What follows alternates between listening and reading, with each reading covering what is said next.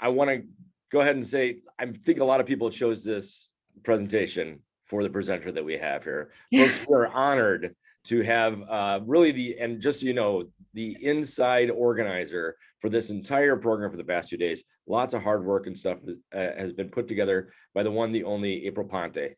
April, former on the college side, switched over to the dark side to join the rest of us over here on the high school side here, but has wonderful knowledge of both areas. So having said all that, April, I'm going to go ahead and, because nobody came here to see me, they all came here to see you. So I'm going to go ahead and silence myself off and let you go ahead and get the show started. So take it away, April.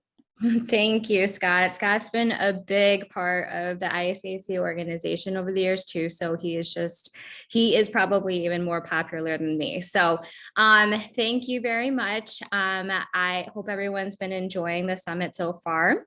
As Scott mentioned, I'm April Ponte. I'm currently a school counselor at Oswego High School. And previous to starting at Oswego High School, which I started there in 2018, I worked at University of Illinois Urbana-Champaign for almost 7 years as an admissions counselor. A lot of my specialization while I was there was working with transfer students and also doing like programming and stuff too. So all of this transfer summit stuff is definitely up my alley. But one of the things that I used to present a lot on during my time at University of Illinois was going into a lot of the community colleges and meeting with those students there, but also some of the advisors or the transfer staff there to let them know what the step-by-step process typically looks like at very many schools. And then once we also kind of realized as we were meeting with students and knowing that there were certain requirements that a university, a four-year university would want to see from a community college student, a lot of the times, depending on the programs that they were interested in, they might not have all the requirements done when they anticipated applying for admission. So I had just kind of started going about it by really trying to work with students as they were exiting high school. And I started visiting high schools to give this information to them. So this is something that I've done even like the advice I've given before I started working on the high school side. So hopefully this can help you guys in the process too for high school counselors here. Or I know I see ABLES here. So ISAC, I know that they're working a lot with students and I know that they work with our students at our school too to prepare for the transition to community college. So really, I do think this could be helpful for a lot of different audiences. So, and just so that you know, this is kind of just the way that I've been advising. I don't know that it's, the only way to do it, or there's definitely a ton more information out there, but I think it's a good place to get started if you don't know where to get started on advising these students. All right, so this slide really, I think a lot of us, or probably all of us here, know the different reasons why a student might choose community college. So I do try to keep this in mind when I'm advising, of course, because a lot of these things that are listed on here are very stressful for students that are going into the community college after high school and then wanting to make sure that they are able to successfully transfer to a four-year institution or even a specific four-year institution of their choice. So what I always just trying to kind of kept in the back of my head was this is already a lot for them to take on at their age and to kind of have to worry about. So if I could take away even a little bit of stress from them and helping them to make sure that they are doing all the steps that they need to get to the four-year school that they want, it's completely achievable if they know what to do ahead of time. So this was kind of like just the drive that I had to make sure that I'm always advising students as best as I can. And then I'm really trying to take the time to focus on working with these students at the senior year. I know a lot of the focus tends to be on, what is the process to have a student complete the application and all the steps for a four-year college. But I do think that there's a lot of steps that can be taken for students going to the community college as well. So kind of as I've mentioned, and community college, I definitely promote is an awesome choice, especially the different, reasons why a student would be going there, but it can be confusing. And I've seen that on when I worked at the university. And when a student would come up to me at a transfer fair to check in or let me know that they're applying, and they would look at the requirements that they would need to get admitted to their major at U of I, and we'd realize they didn't have any of the courses that they actually needed to take at the community college. So it was really heartbreaking for me to see them in those moments, because they'd already now been there for at least a year and a half, and they might have a 4.0 GPA. And this also might be a student that in high school maybe had, less than a 2.0 GPA, and they really turned things around. And this is someone that you want to see, move forward and continue to be successful, but they just didn't have the information to prepare themselves for the actual transfer process and what they need for transfer admission. So I have a few tips that I wanted to share that I'm always letting students know about, and that's going to seem like a lot of information. And then I have a really great tool that you can use to keep everything pretty concise for them. The first tip is to still have the conversations with a high school student to continue narrowing down their possible career paths and choice of major. I know that a lot of students will choose a community college to start off with because they're not sure what they want to do. And there's always that message: community college is a great place to start because you'll still have time to explore. And that's 100% true. And they should still have that view if that's, a positive reason for them to be going to the community college. But I do try to make sure that they are still actively researching and trying to narrow down possibilities in their senior year. Even though they've decided, okay, community college, I still have time, they should still be actively trying to narrow down programs. And the reason for this is because once they have something that they can at least start looking into a little bit deeper, even if they change their mind later, they already will know what the process will look like. So this will all kind of come together towards the end, you'll see. After they start narrowing down potential programs that might be a good fit for them, I let them know that they're going to have to go onto the four-year schools admissions website. Again, if they don't know really exactly what they want to do, or specifically what four-year college they might be looking at, again, just letting them know if you could try to have something that might be a possibility just so they can get used to this process, I think is going to be a good thing. So keywords to look for on an admissions website would be anything that, sounds like a transfer handbook, transfer admission guidelines, sample plan of study, which I'll show you some examples about. And if they don't have anything like that, or they can't find it on the website, I know every admissions website is very different, just have them contact the admissions office. I think the sooner that they get in touch with them and they have a consistent contact to meet with, they will also feel like they're being taken care of and that they have a go-to person to make sure, or to check in with throughout their time at the community college, to make sure that they're on track as well. So transfer guide. So this is just an example of looking up a transfer guide on the website. I just used, my old stomping grounds, University of Illinois, looking at what their transfer handbook would be. So on their website, they kind of have it laid out. What is this tool? What does it do? What does it tell you? And then has a list of all the different colleges that you would click on to find the specific requirements. So this is another example within the transfer handbook for University of Illinois of what it will take to be admitted as a transfer student for a psychology major. It's a popular program. I feel like it's a very broad program that a lot of students at the high school level, at the community college level, will be considering, since it can go into so many different fields. But if you take a look at this guide, you can see, and it kind of pops out in all the red, they're looking for, when a student applies to transfer to Illinois, at the time of application, they should have a 3.0 GPA or higher.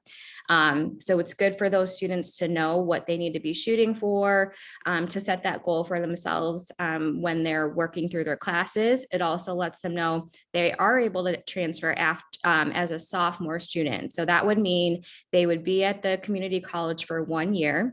They can start at the 4-year as a sophomore, summer, as long as they have those 3 classes completed: intro to psychology, writing and research, and a statistics course. If they're transferring after 2 years at the community college, they should also have 2 additional psychology courses done. So what would happen when I would meet with students when I worked at the university, they would come up to me their second year at the community college, in their second semester, ready to apply, ready to be admitted, had a 4.0, awesome. They would meet the requirements for this, but they might not have had all those courses done. And that would be an automatic denial to that program. But if they knew this information as they were starting at the community college, this would be so easy to follow, so achievable to complete. And that would like increase their chances like 100%, at least for this particular university. Another example, oh, I think I skipped a slide, would be Illinois State University. They don't have, the exact same type of resource, but they do post their sample plans of study. So you can see on this guide for Illinois State University, it at least shows what students in this particular major would be completing in their first 2 years. So again, another guideline to keep students on track while still being at the community college for 2 years of what classes they would be able to take or what should they be taking so they're not falling behind, especially if they have a goal to complete their bachelor's degree in a total of 4 years. So looking for guides like this on the website would be ahead of time as they're exiting high school would be super helpful. And then with that, you saw on those guides, it was really listing the courses at those specific four-year institutions. So now the other step students need to take is to make sure that they know what the equivalent courses are at their community college. A great guide to use that really is set up by the state of Illinois is transferology.com. And transferology.com, you can create an account. High school counselors can also create an account to be able to access this information. It's a pretty easy tool to use and just keeps getting better year after year. What they would do is they would go in to their accounts, start typing in a school name. This side of things, I'm showing what it would look like if you were looking up classes at the community college, but it does work in the reverse as well if you wanted to look at the four-year school and then what that looks like on the two-year side.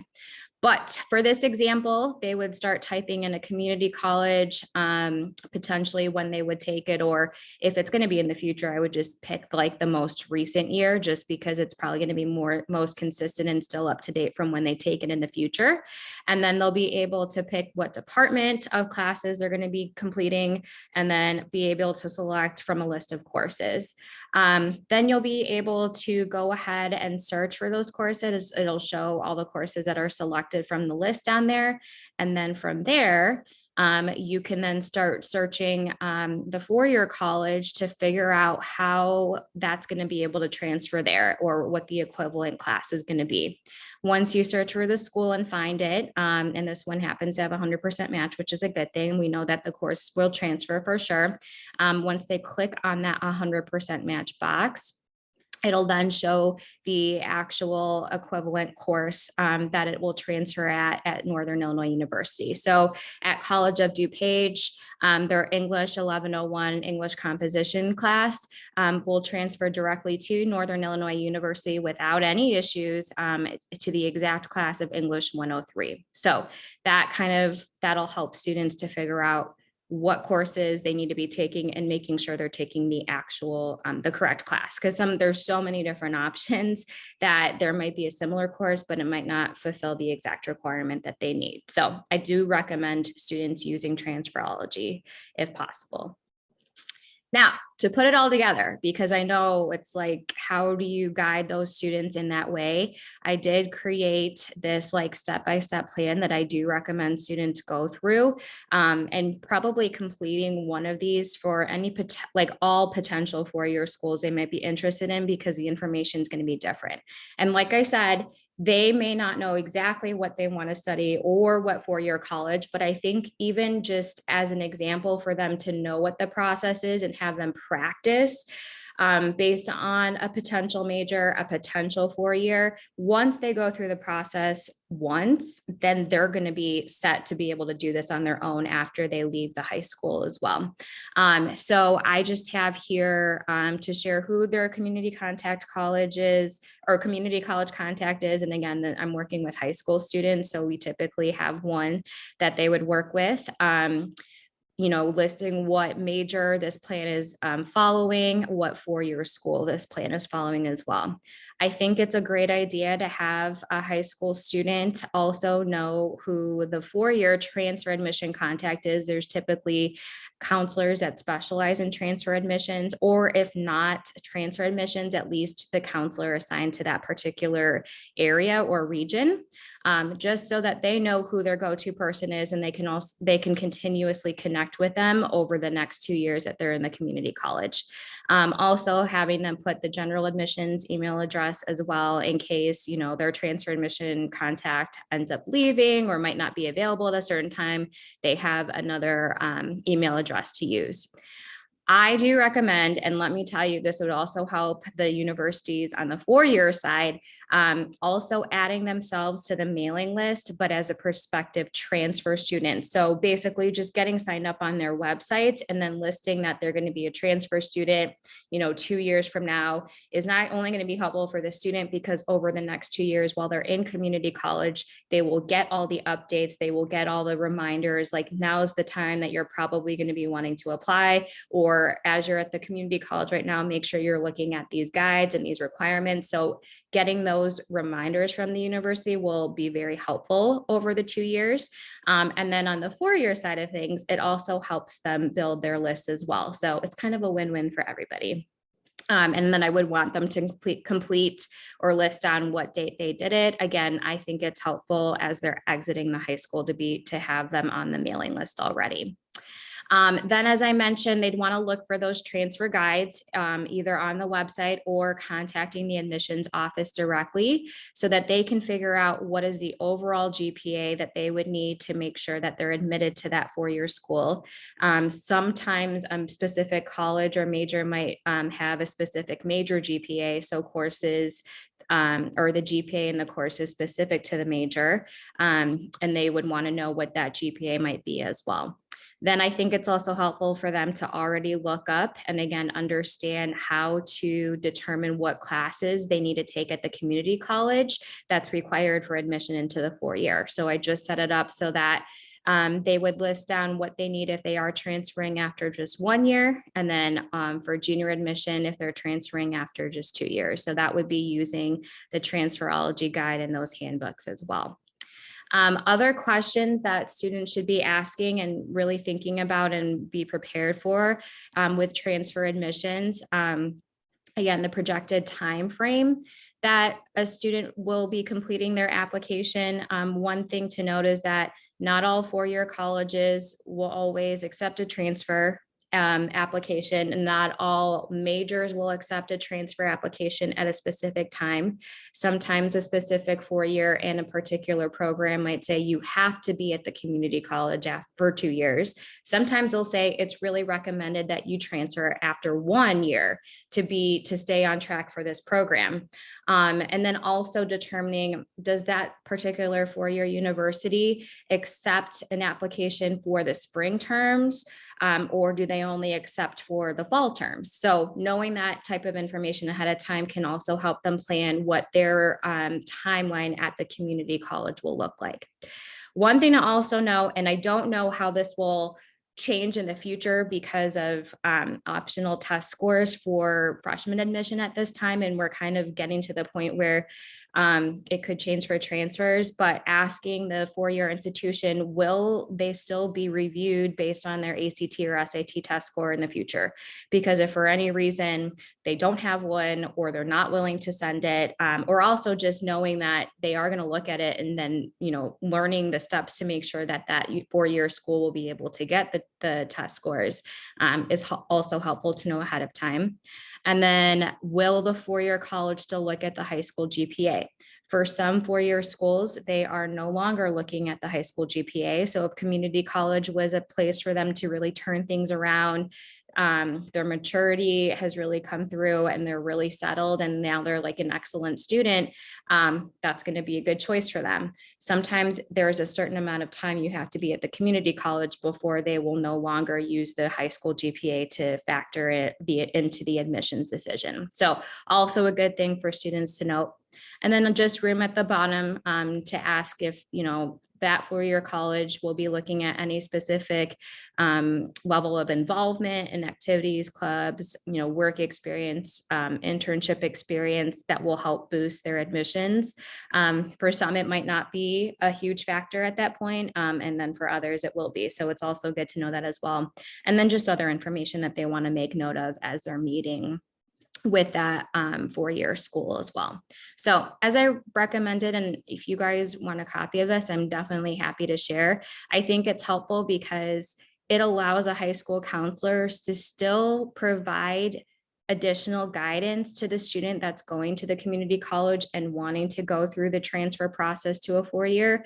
But I know high school counselors are super busy, so we can't always do every step by step with them. And we don't do that necessarily for the four-year, for the students going directly to the four-year schools. So I think this tool could be really helpful to get them started, to help them learn the process on their own so that they can be a little bit more independent about it. And then as they change their mind, they'll know, oh, if I change my major, I need to figure out what all these steps and requirements will be for that particular program in the future. And I just also wanted to share, I'm going to share it a little bit differently. So with that, like if you printed it out, I basically have the steps of my presentation on here so that they have that information. Why are all these steps important? And then for them, just a kind of a quick guide with screenshots of like the transferology process as well, so that they could, again, be a little bit self-sufficient in filling out these guidelines as well. Okay. Another thing that I also like students to be aware of, just kind of, again, keeping in mind that one of the reasons they are attending the community college could be for financial reasons. And it's really, really helpful to start at the two-year college and then go to the four-year college to save money. But for some students, even that still has a level of stress that it's still not going to be enough. By the time that they transfer to the four-year, they're still not going to be able to have the funding. So in the same way that you're looking at the transfer admissions process, I would say already give them exposure to what potential transfer scholarships might look like and what they're expecting with the eligibility criteria as well. And also letting them know that there aren't going to be as many transfer scholarship opportunities in the future. A lot of universities will have some transfer scholarships, but they aren't really, awarding them to quite as many as a freshman admit to that university. So just having the student know that they need to be prepared for that. But looking at future scholarship opportunities can also be helpful for them as well. So an example of one that I like to share, especially because it's, under my committee, is the ISAC transfer scholarship. So having them look at what a transfer scholarship application and the criteria will be in the future ahead of time as they're entering community college kind of serves as like a checklist of things that they need to be doing and making sure that they're meeting while they're at the community college. So this particular transfer scholarship, they are looking for students with a minimum of 36 semester hours. So typically into their second year at that point. And then also striving for a minimum 3.0 GPA. Because there are some students that might fall just below that, and that's kind of what their average is. But if they know that they can increase their chances to potentially get this particular scholarship by maintaining a 3.0 or higher, already going to be very helpful for them. And I think having them know that information ahead of time is only going to be to their benefit. Similar to that, this is a really big transfer scholarship, the Jack Cook Kent Transfer Scholarship. And again, these are just examples. And this one is highly selective, but it is a really, really helpful award for those transfer students, as you can see, if they're able to receive it. And I have known students that were able to receive this as a transfer student. But for them, you want to make sure that they're aware that this particular scholarship, again, looking at students applying in their sophomore year. Now, this particular scholarship is looking for a 3.5 or better. So students that are really, wanting to be more competitive for a scholarship like this should really be shooting for a higher GPA. And then also this one specifically is indicating no previous enrollment or attendance at a four-year institution. So transfer students could be community college to four-year, but it could also be a four-year college student transferring to another four-year college student. So it's just good for them to know, like, there are going to be scholarships out there, but some of them are strictly going to make sure that it's only students coming out of a community college too. So just looking for those kind of eligibility criteria and letting them know what to expect, what they need to shoot for. I like to tell students, this is your checklist of things you need to do at the community college. So overall, kind of the overarching theme of the way that I tend to advise the students that are going into the community college, wanting to go to the four-year school. Basic advice is really just, the student needs to ask themselves where they want to be, research and write out the list of items that it's going to take for them to get there, have them work backwards to make sure that they're able to meet all those steps and at the certain times. Set those goals, especially if there's like a certain GPA that they need to be meeting or certain experiences that they need to have. And then also making sure that they don't hesitate to contact those admissions counselors and continuing to meet with them on a regular basis, even like once a year, once a semester, I think will help keep them on track as well. So that is all that I have for you. I'm definitely open to answering any questions. And for anyone here, feel free to stay in touch with me and feel free to always reach out and contact me. If you have any questions at all, I'm always happy to help. Again, this is just based on my experience from what I know from the four-year side and now working with high school students. So I'm also always open to feedback too, if you think there's anything that I could do to change things as well. Hey, April, I think one of the things you really added in there that was really nice to hear was kind of the process of, I know community colleges do a great job of advocating for, come see us, we'll help you discover your future, but really honing in with students of like, you do need to start discovering your future, start having a plan.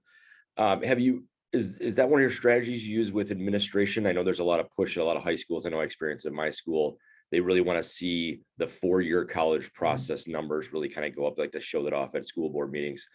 Are you finding support or backlash from administrators when you talk about students potentially going community college route first? Not in my particular high school, and I completely understand that would be the case at very many.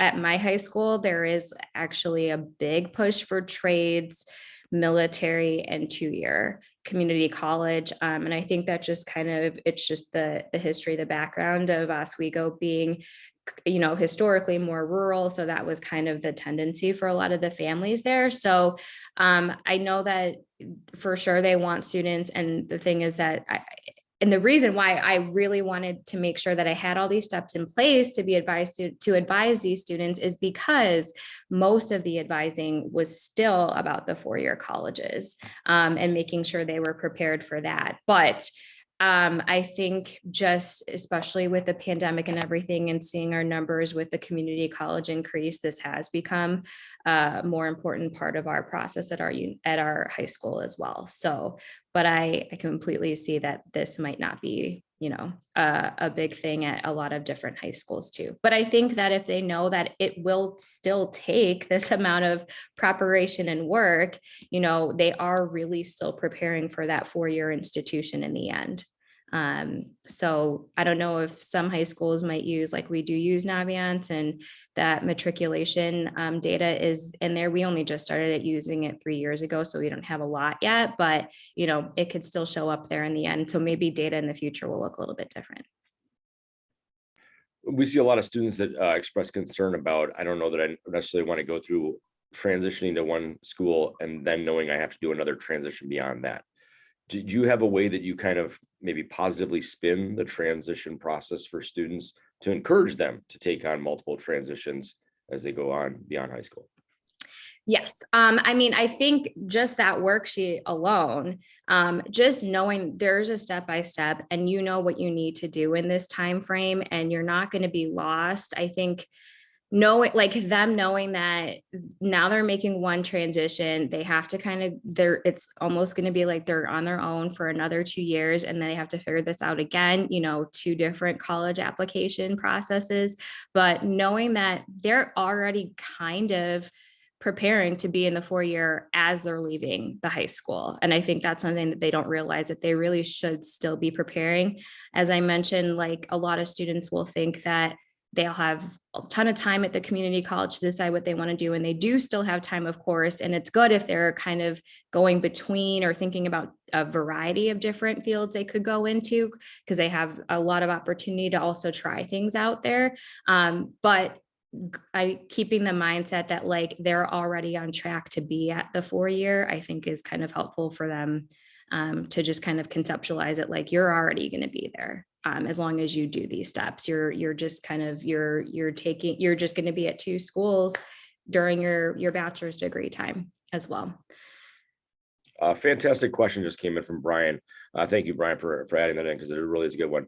Curious about high school counseling and advising concerning dual credit students, a huge growing popularity right now, where we get to partner with our community college partners early on in that process.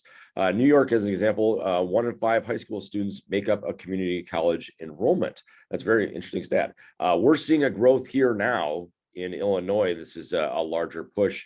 So April, how about Brian's question here? How do you manage the dual credit program or process with your students when you're doing this advising?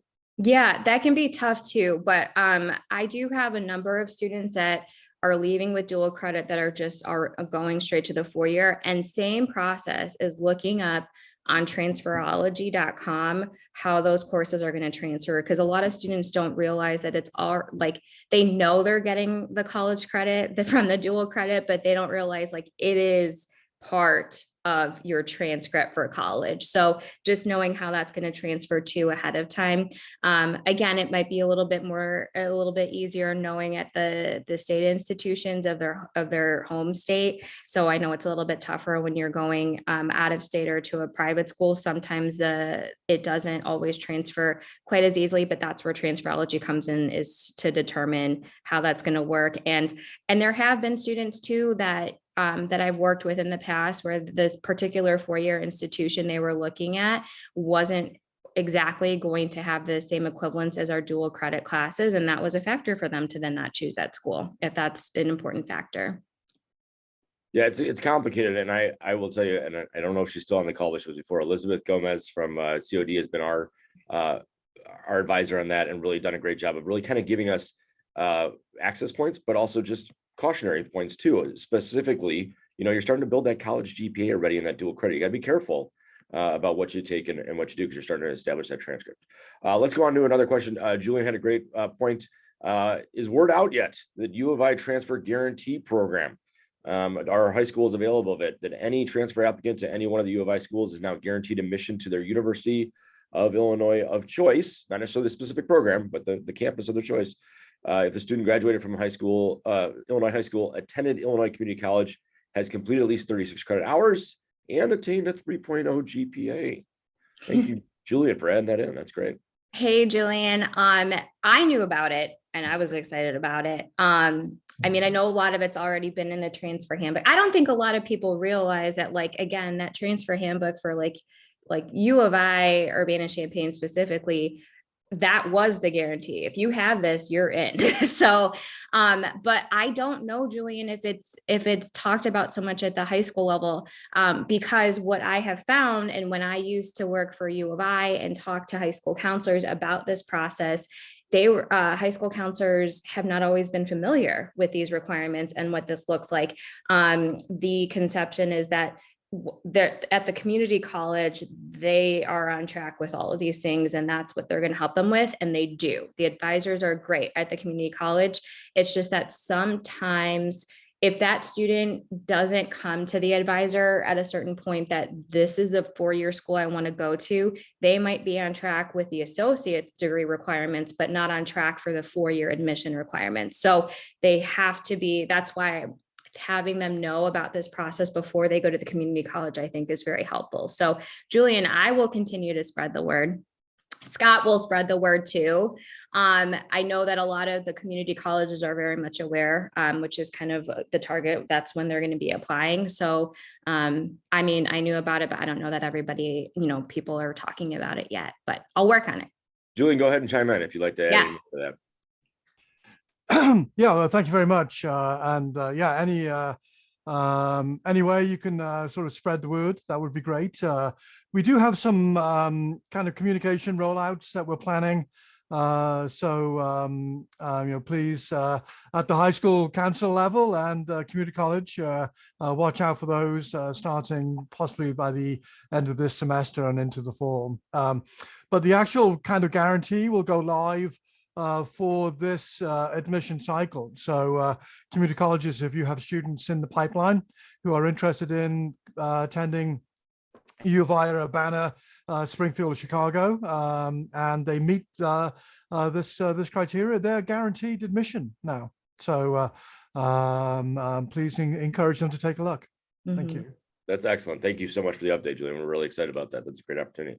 And the man, the myth, the legend, Abel Montoya, chiming in with a question here for us too. What kind of answer or feedback do you give a student who asks if it's better to get an associate's degree and then transfer, or if it's better to transfer as a sophomore?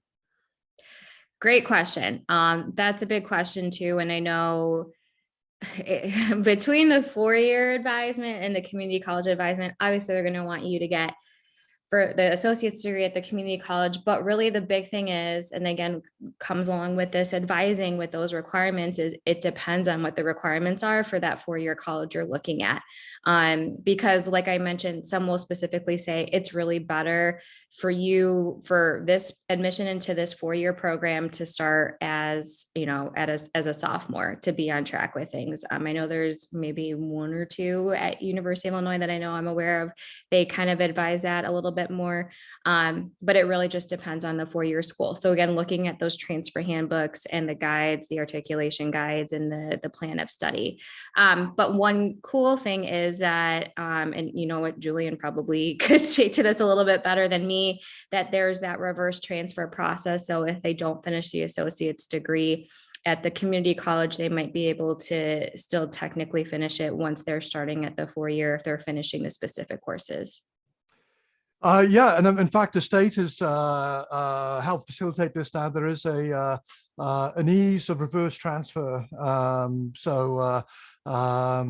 Students, I think, usually now in admission to a university, they're asked to give approval, and the university then will send a transcript back to the community college, and the community college can then issue the associates. Mm-hmm.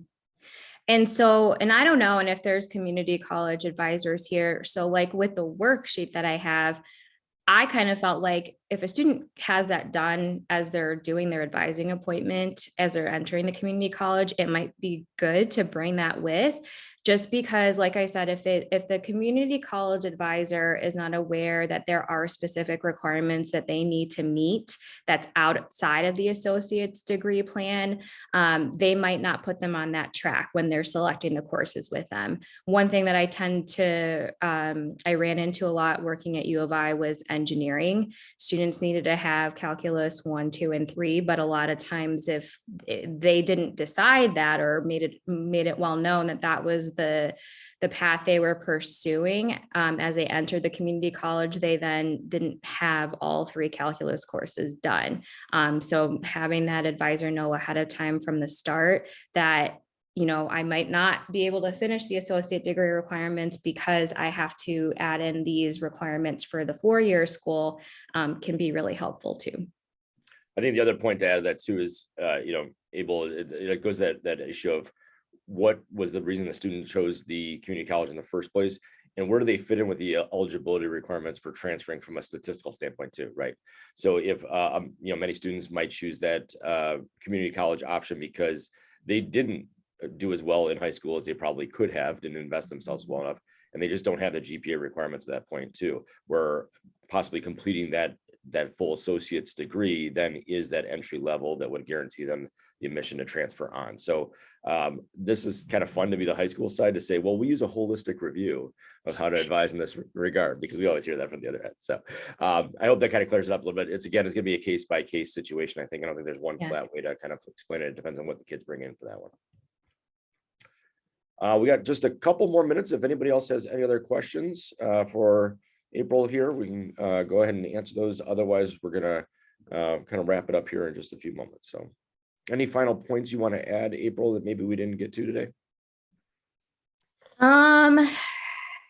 That was it. I didn't want to make it too much information or overwhelming, especially for the high school side of things. So hopefully this kind of keeps things concise, kind of gives you a way to still be actively guiding that student going to the community college. Because I know sometime in the past, I'd be like, oh, good. You like students applying to four-year schools, they applied, they got in, they're set. Community college, they applied, they have their advising appointment, they're set. But this kind of just gives a little bit more guidance on their end so that they know exactly what to expect as they're entering the community college. So I hope this was helpful. And if you do want a copy of that, like the worksheet, please feel free to email me and I'll definitely feel free to share that with you. And you can one more point I want to add use too. We also, and again, thank you, April. Wonderful job. The room would be exploding in applause right now if we were actually in a room. Wonderful job. One last little piece of house cleaning I wanted to add to, for those of you who might need some PD hours, we're going to go ahead and put the link in the chat here for you. That'll allow you to fill that out, and you can go ahead and apply for professional development hours if you need those. Otherwise, again, check in back on the website where we'll have this presentation available. Reminder, we still have another session to go this morning, starting at 10 o'clock at a couple options there as well this morning. And then of course, we'll be closing out the entire program at about 11:30 today too. So April, anything else you want to add about the program today? I think you just covered it all. So, and if you aren't able to attend the sessions remaining for the summit, as soon as we wrap up, you will get the information to access the recordings for these sessions. It'll also be posted on the transfer website app to access in the future as well. But if you could also, if you are heading out for the day, to also make sure you complete the evaluation. We definitely would love feedback, things you might want to see for next year. Do you want it to be in person? Do you like this format? All of that information would be super helpful. So thank you all. So thank you again, April, for your wonderful presentation here, and ultimately for all the amazing, and again, guys, you haven't seen the planning in the background. This woman did a ton of work to make this whole thing happen. So thank you for a wonderful summit and for your presentation today. Otherwise, thanks everybody for joining us. And again, look for your next session coming out in just a few minutes. Thanks.